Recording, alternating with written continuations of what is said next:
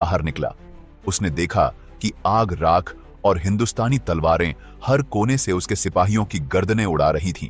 उसने भागने की कोशिश की, लेकिन बप्पा रावल ने उसे बीच बाजार में धर लिया और बोला कि तू वह नहीं जिसने राजा दाहिर को मारा, लेकिन तू उसका वारिस है। अब तेरा जवाब मैं हूं। और फिर बिना देर किए उन्होंने उसकी गर्दन काट दी। भीनमाल की जमीन, जो कुछ दिन पहले तक हिंदुओं के खून से लहूलुहान थी, अब वहां अरबों का खून बह रहा था। सुबह जब सूर्य निकला तो पहली बार लोगों ने देखा कि मंदिर फिर से खुला है। गुरुकुल के बच्चे वापस लौटे हैं और उसकी सीढ़ियों पर बैठे हैं। बप्पा रावल, तलवार खून से सनी हुई, लेकिन आंखों में शांति। 744 के अंत में राजकुमार जय सिंह उस मंदिर की देहरी पर आए, बप्पा रावल के चरणों में गिर पड़े और बोले कि आज मेरे पिता को न्याय मिला। बप्पा रावल ने उन्हें उठाया और कहा कि ये शुरुआत है, अभी सिंध बाकी है। भीनमाल की जीत के बाद पूरा इलाका कांप गया था। पहली बार ऐसा हुआ था कि किसी हिंदू राजा ने न सिर्फ अरब सेनाओं को रोका, बल्कि उनके खेमों में घुसकर गर्दनें काटी थीं।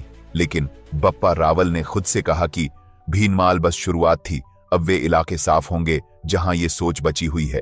अब टारगेट था दक्षिणी राजस्थान, अरब सेनाएं अब भी जैसलमेर, बाड़मेर, थर और कच्छ के कुछ इलाकों में छिपकर डेरा डाले हुए थीं। वहां न कोई किला था, न कोई नगर, वहां सिर्फ रेत थी। वहां से वे व्यापारियों के भेष में यात्रियों को पकड़ते, गांवों पर छिपकर हमला करते, मंदिरों को रात में लूटते और वापस रेत में गायब हो जाते। बप्पा रावल ने अपने सबसे भरोसेमंद योद्धाओं को रेगिस्तानी इलाके में भेजा, जैसे कि भील, गडरियां, ऊंट पालक, जो इस धरती के असली पुत्र थे। उन्होंने नक्शे बनाए, कुएं गिने और हर गुफा पहचान ली गई जहां दुश्मन छिपकर बैठा था। बप्पा रावल ने अपनी सेना को छोटे छोटे दस्तों में बांटा, कोई ऊंट पर, कोई घोड़े पर, कोई पैदल, और सबका एक ही मिशन था कि दुश्मन जिंदा वापस ना जाए।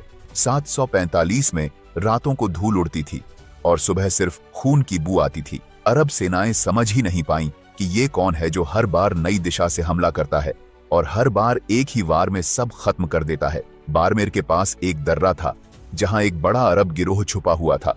वहां से गुलामों की तस्करी होती थी। बप्पा रावल खुद गए बिना घुड़सवारों के, सिर्फ अपने मूल सैनिकों के साथ आधी रात को उस दर्रे को घेर लिया गया और सुबह सूरज उगने से पहले वहां की रेत लाल हो चुकी थी।